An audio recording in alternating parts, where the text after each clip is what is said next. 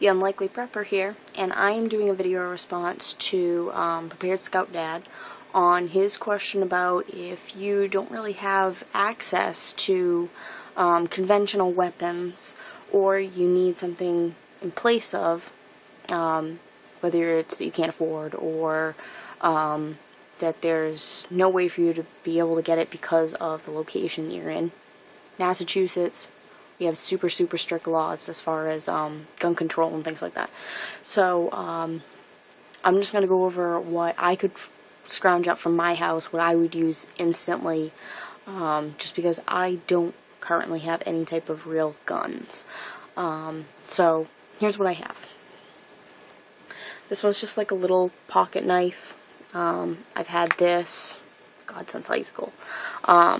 Just like a chintzy little thing, nothing huge, but if I needed to, I could pack a punch with it.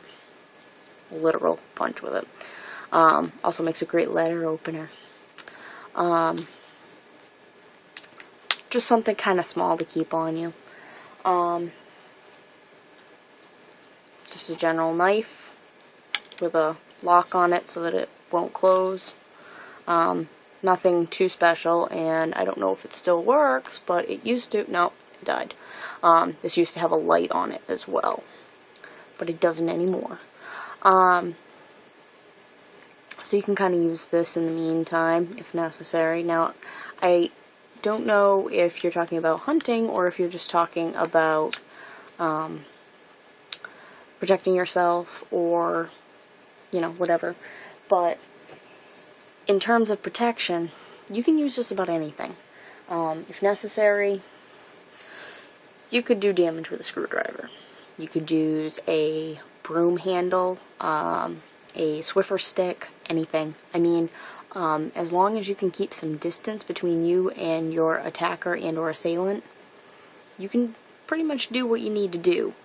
I mean, heck, if you got cutlery around the house, hey, you gotta use what you gotta use. If you want to get a little bit more creative, there are some things like, as you can see, I'm a girl who loves my products. I love being, with makeup and all that. But if you had to, regular grill lighter, hairspray. You just made yourself a flamethrower. Okay? You gotta use what you gotta use. Also, pure acetone will do the same thing. Now, as you can see, it says right on it, it is highly flammable. And it'll do what you need it to do. So you could go ahead and pour this along a borderline if you thought that somebody was going to possibly cross over and you wanted to create a barrier. It's not going to burn for long, but it will deter people, or just start a fire in general if you really just want to abandon an area and you never want to come back to it, but you want to make sure that it's burning. I don't know how much I would suggest it, but if you really needed to protect yourself, I suppose you could douse the person and go ahead and throw a match on them and let them go. In my area of the country, gun control laws are super strict. However, at least for Massachusetts, I found that they are a little bit more lax on guns that are not guns. I went out and for, I think it was like $40, I went ahead and purchased myself a pistol, airsoft, that does BBs and pellets. Now, I probably couldn't take down anything more than a chipmunk or a squirrel. But that's still more than nothing. And I couldn't do a ton of damage with it, but if you get enough shots off to the face, they're probably not going to stick around because they're in a lot of pain. I mean, you could possibly blind somebody with one of these things. I have played with it on numerous occasions, and I found that it is accurate, and it does pack a wall up if the person's close enough. Now, obviously, you're not going to go ahead and get anything from 100 yards or anything like that, but, if they're within 20 yards of you, you can probably still, get off pretty good shot. So, I mean, like I said, it's nothing super fancy. You just go ahead and load in the, it's a dial on this one, and you can either load in BBs or pellets. You go ahead and load it in. It's magnetic. Go ahead and close that up, and then over here, you go ahead and load the CO2 canister. You pop that in, pop this back on,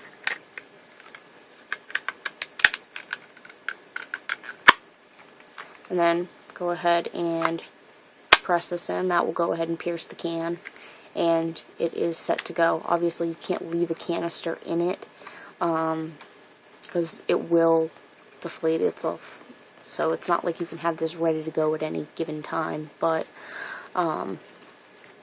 you know, it is a usable weapon, and it doesn't cost a ton of money. I think I got this, it was $39.99, and I think I got it at Dick's Sporting Goods. The pellets and BBs aren't expensive on it. They're not regulated, so you can go ahead and just pick up as many as you need. They do have pump airsoft weapons, which I think I would like to invest in the future, just because CO2 canisters do not refill themselves. However, if I went ahead and got myself a pump action rifle, I could just go ahead and pump it as many times as I need to, and then go ahead and try to pop myself a goose, duck, squirrel, whatever I need to get. You know, whatever does the job.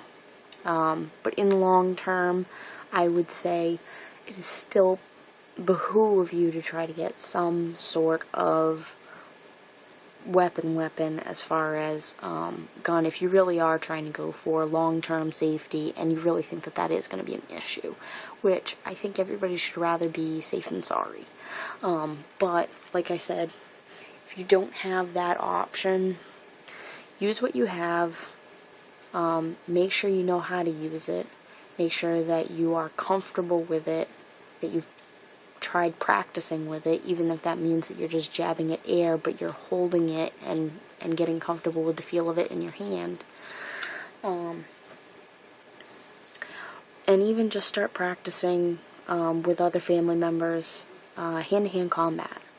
You'd be surprised how often you just don't have the option anymore of, you know, a weapon gets thrown out of your hand, you know, somebody goes ahead and knocks the knife out of your hand, and now you don't have anything else. Being able to throw a punch could be the difference between them overtaking you and you being able to get back to that knife and doing what you need to do. So that's my video response. That's what I had around the house and what I had at like 11 o'clock at night. I'm sure if I thought about it a bit more, I could find a lot more. I mean, look at the cleaners around your house, and most of them will say flammable on it. You go ahead and you take any type of a lighter or anything, and you can go ahead and use it for burning purposes. And I'm sure that if I wanted to, I could probably put together a snare as well, with just wire and things that I have around the house. But I will definitely be looking into more types of weapons. However, knives are a great start just because they're not regulated, and they're a lot cheaper. So, I hope that helps, and I hope that was sort of answering the question you were going for. Thanks for posting the question, and hopefully that helps somebody else out. Alright, have a good night.